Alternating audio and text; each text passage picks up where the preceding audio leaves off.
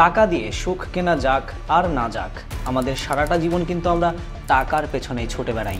Bank লোনের পাল্লায় পড়ে তিলে তিলে শেষ করে দেয় নিজেদের। ছোট থেকে এত এত পড়াশোনা, পরীক্ষা, ঘুম ঘুম চোখে স্কুলে যাওয়া, আর রাত জেগে চেয়ার টেবিলের বইয়ের পাতা চাবানোর উদ্দেশ্য ভালো চাকরি পাওয়া। ভালো চাকরির এই স্বপ্নের পেছনে যেই আকাঙ্ক্ষাটি কাজ করে তা হলো টাকা। টাকার জন্যই তীব্র রোদে রিক্সা চালকের যান বেরিয়ে যায়, তবু প্যাডেল থামে না। টাকার জন্যই বিশ্ববিদ্যালয় পড়ুয়া টিউশন মাস্টার ক্লান্ত দুপুর পার করে লোকাল বাসের গেটে ঝুলে। টাকা থাকলে জ্যামের নগরীকে বিদায় জানিয়ে দূর পাহাড়ের নয়ন জোড়ানো যায়, কোলাহল ছেড়ে সমুদ্রের ঢেউয়ে পা ভেজানো যায়। টাকা থাকলে কিছু কিছু মানুষের ভালোবাসা না চাইতেই পাওয়া যায়। কারো কারো কাছে অনেক সম্মানের আসনে স্থান পাওয়া যায়। পকেটে টাকা থাকলে গুরুত্ব বেড়ে যায়। টাকার জন্য মানুষ চুরি করে, ছিনতাই করে, এমনকি ডাকাতিও করে। এই টাকার জন্যই একজন মানুষ আরেকজন মানুষকে হত্যা পর্যন্ত করে। যেই টাকাকে ঘিরে এই দুনিয়ার চাকা ঘুরছে, যেই টাকা থাকলে কিছু ক্ষেত্রে সব সম্ভব, সব সেই টাকায় কি এমন আছে? কিভাবেই বা আসলো সেই টাকা? যেই টাকা ছাড়া বর্তমান দুনিয়া কল্পনা করা যায় না, সেই টাকা ছাড়াই কিভাবে চলতো এক সময়ের পৃথিবী? স্বর্ণ, রৌপ্য, ব্রোঞ্জ, এমনকি বিনিময় প্রথা, এসবের গল্পই বা কেমন? আজকের গল্প শোনার পর থেকে আপনি আর টাকার দিকে কখনোই নর্মালি তাকাতে পারবেন না। আপনার চোখ যখনই টাকার উপর পড়বে, আপনি হারিয়ে যাবেন আজকের গল্পের সাগরে। কিন্তু কি সেই গল্প?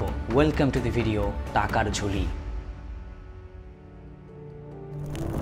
আমার হাতে এখন যেটি দেখতে পাচ্ছেন, মোটা দাগে এটাকে একটি 100 টাকার নোট বললেও এটা কিন্তু নেহাতি একটি সামান্য কাগজের টুকরা। রাস্তায় পড়ে থাকা আর 10টা কাগজের মতো এটাও একটা কাগজ। কিন্তু মুশকিলটা হলো এই কাগজে এমন কিছু একটা আছে যা দেখলে কাঠের পুতুলও হা করে। কাঠের পুতুল হা করার বিষয়টি প্রবাদ বাক্য হলেও হতে পারে, কিন্তু মানুষের ক্ষেত্রে তো সারাটা জীবনই চলে যায় এই টাকা ইনকামের চক্করে। কিন্তু প্রশ্ন হলো এই টাকা এলো কোথা থেকে?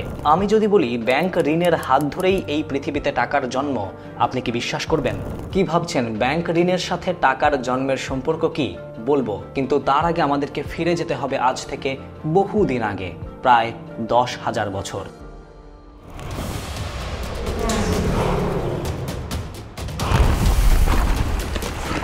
প্রাগৈতিহাসিক সময়ে মানুষ ছিল শিকারী জাতি। খাদ্যের একমাত্র উৎস ছিল শিকার করা নানান রকম জন্তু জানোয়ার। প্রাগইতিহাস নিয়ে যারা গবেষণা করেন তাদের মধ্যে অন্যতম বিখ্যাত দুজন লেখক ডেভিড গ্র্যাবার এবং ডেভিড ওয়েংরো। তাদের লেখা বই দ্য ডন অফ এভরিথিং অনুসারে এই শিকারী জাতি একসময় শিকার করা কিছু কিছু প্রাণীকে পোষ মানানোর চেষ্টা করে এবং তারা সফল হয়। পোষ মানানো প্রাণীদের এই যুগের মধ্য দিয়ে সূচনা হয় নতুন এক যুগের। শিকারী মানুষ হয়ে ওঠে গৃহস্থ। যুগের নাম কৃষি যুগ। কিন্তু মুশকিলটা হলো দ্য ডন অফ এভরিথিং বই নিজেই বলছে এগ্রিকালচার ওয়াজ পারহ্যাপস হিউম্যানিটিজ ওর্স্ট মিস্টেক, অর্থাৎ কৃষি ছিল মানব সভ্যতার সবচেয়ে বড় ভুল। যেই ভাত না খেলে আমাদের পেট শান্তি পায় না, যেই সবজি না খেলে শরীর ভিটামিন থেকে বঞ্চিত হয়, সেটাই নাকি আমাদের সবচেয়ে বড় ভুল। কিন্তু কেন?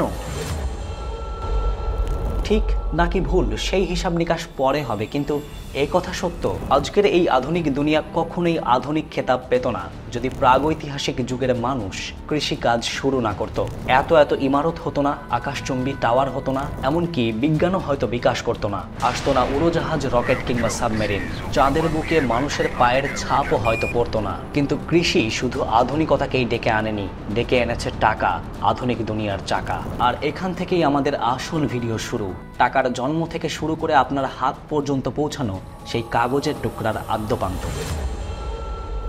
এই দুনিয়ায় সবার আগে মুদ্রার জন্ম দিয়েছিল মেসোপটেমিয়ান সভ্যতার মানুষেরা, অন্তত রেকর্ডেড ইতিহাস সেটাই বলে। কিন্তু ঠিক এখন আমাদের গল্পের শুরু মুদ্রা আসারও আরও অনেক আগে থেকে, যখন মানুষ বিনিময় প্রথার শুরু করে। বিখ্যাত লেখক যুভাল নোয়া হারারির বই স্যাপিয়েন্স থেকে এই সম্পর্কে অনেক তথ্য জানা যায়। বইটি অনুসারে কৃষি যুগের সময় মানুষ শিকার ছেড়ে নানান রকম পেশায় বিভক্ত হয়ে যায়। কেউ কাপড়ের ব্যবসা শুরু করলো, কেউ মুচির পেশার হাল ধরলো, কেউ শুরু করলো কৃষিকাজ। সমাজে বেঁচে থাকার জন্য মানুষের যা যা প্রয়োজন, সেই প্রয়োজন অনুসারেই মানুষ তাদের পেশা ভাগ করে নিল, যার যেমন দক্ষতা ঠিক সেভাবেই। আর নানান রকম সেবা পেতে কিংবা কেনাকাটা করতে শুরু হলো বিনিময় প্রথা। ধরুন একজন কৃষকের জুতা সারানো দরকার, সে শস্য দানা নিয়ে চলে যাবে মুচির কাছে। মুচি সেই শস্য দানার বিনিময়ে তার জুতা সারিয়ে দেবে এবং ঠিক উল্টাটাও ঘটা সম্ভব। যেমন একজন মুচির খাদ্যের তাগিদে শস্য দানার প্রয়োজন, সে চলে যাবে শস্য দানা উৎপাদনকারী কৃষকের কাছে। কাপড় ব্যবসায়ীর জুতা সারার বিনিময়ে সে যেই কাপড় পেয়েছে তা সেই কৃষককে দিয়ে সে নিয়ে আসবে শস্য দানা। এই তো ব্যাস, আর কি লাগে। সে যুগে বেঁচে থাকার জন্য এর চেয়ে বেশি কিছুর প্রয়োজনও ছিল না। কিন্তু মুশকিলটা হলো অন্য জায়গায়। কোন জায়গায় বলছি। ধরুন আপনি একজন প্রাগৈতিহাসিক সময়ের কৃষক এবং আপনি বেশ অসুস্থ। আপনি চান আপনার ফলানো শস্যদানার বিনিময়ে আপনি আপনার চিকিৎসা করাবেন, কিন্তু আপনার জমির ধান পাকতে এখনো কয়েক মাস বাকি। আপনি কি এখন বিনা চিকিৎসায় মারা যাবেন, নাকি অন্য কোনো উপায় খুঁজবেন? অবশ্যই উপায় খুঁজবেন, আর এখান থেকেই শুরু মুদ্রার গল্প। আপনি আপনার চিকিৎসা নেবেন, কিন্তু বাকিতে। আর এই বাকি পরিশোধ করবেন আপনার ধান পাকলে। কিন্তু যার কাছ থেকে চিকিৎসা নেবেন সে আপনাকে বিশ্বাস কিভাবে করবে? আর আপনি যে বাকি পরিশোধ করবেন তারই বা নিশ্চয়তা কি? আর এই সমস্যাটি সমাধানের জন্যই একটি নিরপেক্ষ তৃতীয় বিনিময় মাধ্যম তৈরির প্রবণতা দেখা দেয়। তৃতীয় নিরপেক্ষ মাধ্যমটি এমন একটি বস্তু হবে যার সাপেক্ষে অনায়াসেই লেনদেন করা সম্ভব, আর সেই বস্তু হলো মুদ্রা, সহজ ভাষায় টাকা। খ্রিস্টপূর্ব 3000 অব্দ। শহরের নাম মেসোপটেমিয়া। মেসোপটেমিয়ানরা উদ্ভাবন করেছিল জমানো সম্পদ থেকে ঋণ পরিশোধের ব্যবস্থা। কৃষকরা তাদের শস্য জমা করত শহরের মন্দিরে, আর সেই জমার রেকর্ড থাকতো মাটির তৈরি একটা ট্যাবলেটে। জমা করার সময় কৃষককে দেওয়া হতো মাটির তৈরি টোকেন, যেই টোকেন কাজ করত রশিদের। এটা দিয়ে তারা তাদের ঋণগুলো পরিশোধ করত, আর এখান থেকেই সৃষ্টি হয় মুদ্রার ধারণা। আজ থেকে 5000 বছর আগে এই মেসোপটেমিয়ানরাই উদ্ভাবন করে ইতিহাসের প্রথম মুদ্রা শেকেল। রূপা দিয়ে তৈরি করা এই শেকেল দিয়ে মূলত ওজনের ভিত্তিতে লেনদেন করা হতো। এর ওজন ছিল প্রায় 11 গ্রাম। এভাবেই পার হয়ে যায় 4000 বছর। সময়ের সাথে সাথে মেসোপটেমিয়াও বিলীন হতে থাকে। এরপর প্রায় 1000 খ্রিস্টপূর্বাব্দে চীনের ঝাও রাজবংশের শাসনামলে ব্রোঞ্জের তৈরি মুদ্রার প্রচলন হয়। এর আগে অবশ্য কাউরি বা ঝিনুকের খোল দিয়ে মুদ্রা বানানো হতো। এগুলো প্রকৃতিতে খুব সহজলভ্য ছিল বিধায় বিকল্প হিসেবে ব্রোঞ্জে খোদাই করা মুদ্রার ব্যবহারও শুরু করা হয়। খ্রিস্টপূর্ব 7ম শতাব্দীর কাছাকাছি সময়ে দক্ষিণ পশ্চিম এশিয়ার লিডিয়া রাজ্যে উদ্ভাবিত হয়েছিল ডিস্ক আকৃতির স্বর্ণ, রৌপ্য বা ব্রোঞ্জ নির্মিত মুদ্রা। কিন্তু ভেজাল বাঁধল নকল মুদ্রা নিয়ে। নকল থেকে আসল মুদ্রা আলাদা করতে এগুলোর উভয় পাশে খোদাই করা হতো দেবতাদের অথবা সে সময়কার রাজাদের প্রতিকৃতি। সময়ের সাথে সাথে এগুলো গ্রিস অবধি ছড়িয়ে পড়েছিল, আর এই মুদ্রা থেকেই বর্তমান সময়ের আধুনিক মুদ্রার জন্ম। কিন্তু আপনার হাতে থাকা কাগজের সেই টুকরার ইতিহাস কি এখনো জানতে পারলেন? কাগজের মুদ্রা সর্বপ্রথম তৈরি করা হয় চীনে 700 থেকে 800 খ্রিস্টাব্দের মাঝামাঝি সময়ে। সে সময়ের চীনে কাগজের মুদ্রা তৈরির কারখানাও ছিল, কিন্তু এই মুদ্রা বেশি দিন লেনদেনের মাধ্যম হিসেবে টিকে থাকতে পারেনি। 1455 সালের পরই বন্ধ হয়ে যায় এই টাকার ব্যবহার। 15 শতকের মাঝামাঝি সময়ে চীন আবার তার ধাতব মুদ্রায় ফিরে যায়, আর বাংলা টাকার জন্ম ঠিক এই সময়ে। সময়কাল 14 শতাব্দী। এবং সবচেয়ে মজার বিষয় হচ্ছে ইউরোপ থেকে এশিয়ার বাণিজ্য পথ বিখ্যাত সিল্ক রোডের লেনদেনকৃত এক প্রসিদ্ধ মুদ্রা ছিল এই টাকা। শব্দটির উৎপত্তি সংস্কৃত শব্দ ট্যাঙ্কহ থেকে। বিখ্যাত পর্যটক ইবনে বতুতাকে হয়তো আপনারা সবাই চেনেন। তিনি যখন বাংলা ভ্রমণে এসেছিলেন তখন 1338 সালে রূপার টাকার জনপ্রিয়তা লক্ষ্য করেছিলেন।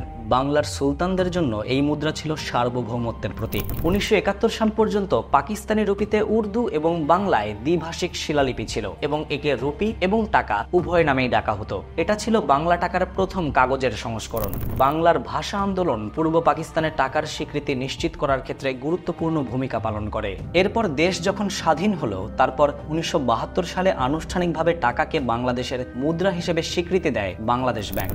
আপনার হাতে থাকা 100 টাকার নোটটি ইতিহাসের এতগুলো পাতা ঘুরে তারপরে আপনার পকেট পর্যন্ত গিয়ে পৌঁছেছে। আগামীতে এই কাগজের টুকরাটিও আর থাকবে না, সবই হয়ে যাবে আপনার মোবাইল ব্যাংকিং এর ডিজিট মাত্র। এরপর থেকে যতবার আপনি টাকা দিয়ে কোনো কিছু কিনবেন, আপনার মনে পড়ে যাবে প্রাগৈতিহাসিক সেই অসুস্থ কৃষকের কথা, যার ফসল না পাকার কারণে আপনার হাতে এই কাগজের নোটটি এসে পড়েছে। আপনার মনে পড়বে মেসোপটেমিয়ার কথা, চীনের কথা, গ্রিসের কথা, হাজার হাজার বছর আগের কথা। এবার বলুন, আপনি কত টাকার মালিক?